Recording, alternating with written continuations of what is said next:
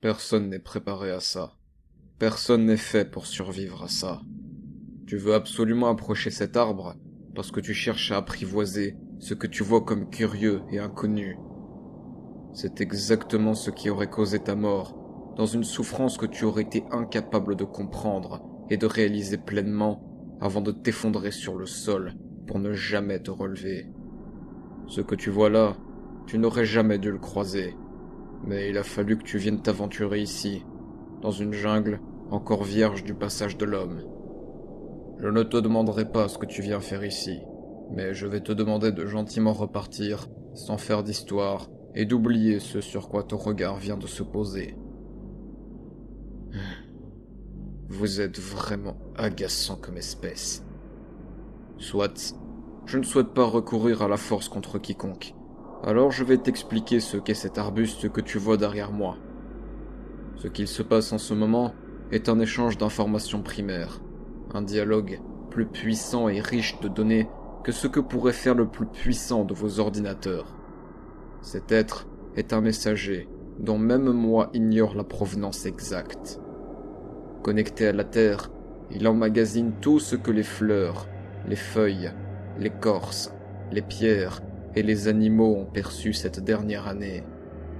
J'aime penser que ce sont des enfants de Dame Nature, des anges d'une divinité régulant cette planète pour préserver cette harmonie formidable que vous avez quelque peu perturbée depuis votre arrivée. Non, je ne te sortirai pas de morale concernant le sort de la Terre, qui vous survivra très bien quoi que vous fassiez, ne t'en fais pas pour elle. Je ne suis pas ici pour ça, et de toute manière, votre sort serait scellé à l'instant où elle en aura décidé ainsi. Tu peux me faire confiance là-dessus. Ces informations donc, cette créature les échange à une vitesse folle en ce moment avec les racines sous nos pieds. Un acte merveilleux et transcendant, mais qui ne doit surtout pas être interrompu ni approché par des êtres comme toi. Ne t'imagine pas être capable de le perturber. Tu ne retarderais aucunement le processus, mais tu te retrouverais victime d'un phénomène que je n'ai vu que 3 fois, à cause de fous comme toi qui se sont crus supérieurs à des forces qu'ils sont incapables de percevoir. Je vais t'expliquer ce qu'il t'arrivera si tu poses le doigt sur ce bois, ou si tu essayes de le prendre en photo, ou d'interagir avec de quelque façon que ce soit. Tu te retrouverais connecté directement à cet arbre, et le torrent d'informations qui circulent te serait transmis également. Voir défiler quelques heures d'images à une vitesse accélérée pour se condenser en quelques minutes te procurerait déjà un certain vertige et une forme de confusion. Il te serait impossible de réaliser pleinement ce que tu aurais visionné. Beaucoup de choses t'auraient échappé, et tu en serais ressorti avec seulement une fraction concrète du total qui sera passé devant tes yeux.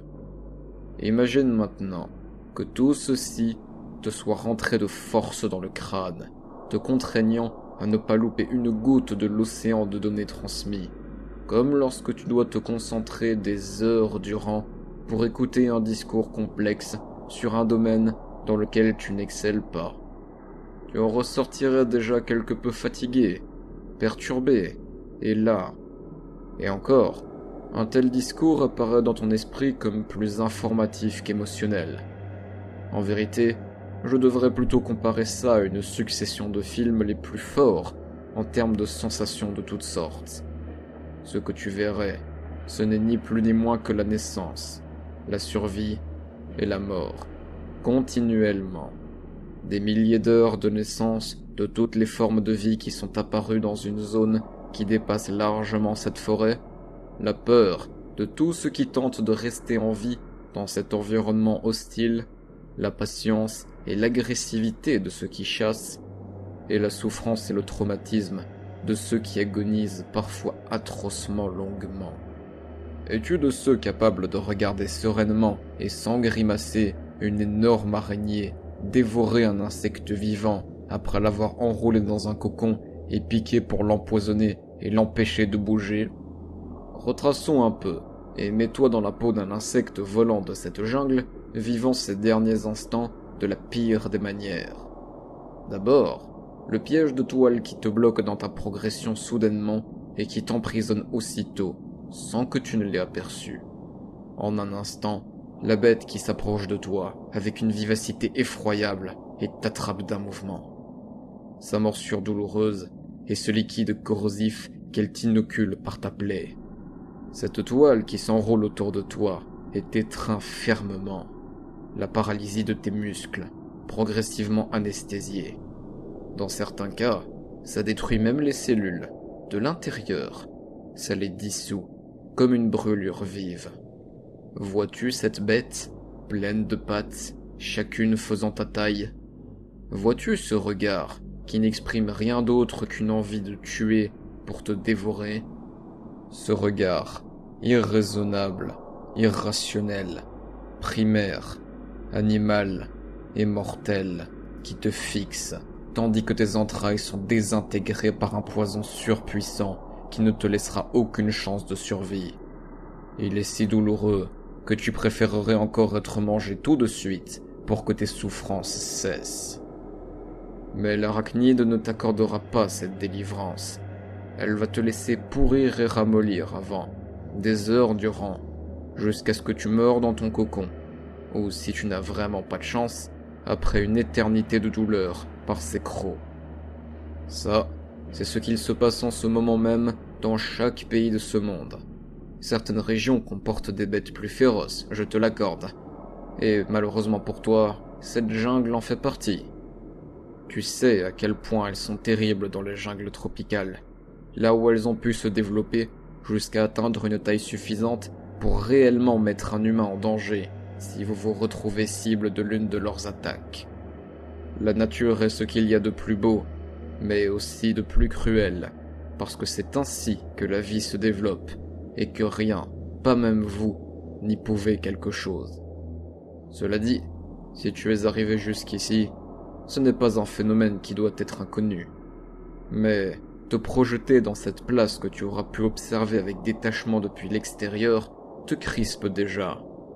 Ce que je viens de te décrire n'est qu'une scène parmi des milliards d'autres qui te mettraient mal à l'aise à penser et te rendraient fou à expérimenter. Ce qui t'attend, c'est tout ceci en l'espace de quelques secondes.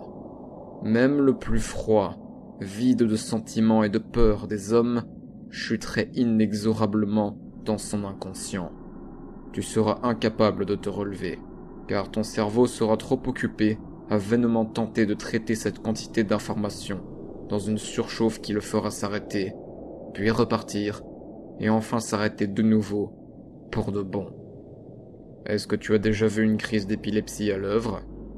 C'est à peu de choses près ce à quoi tu ressembleras avant de te stopper définitivement.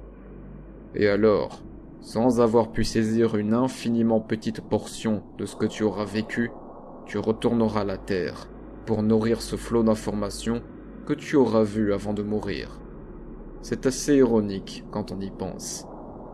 Alors, tu es sûr de toujours bien vouloir avancer? Il n'y aura aucun retour en arrière possible.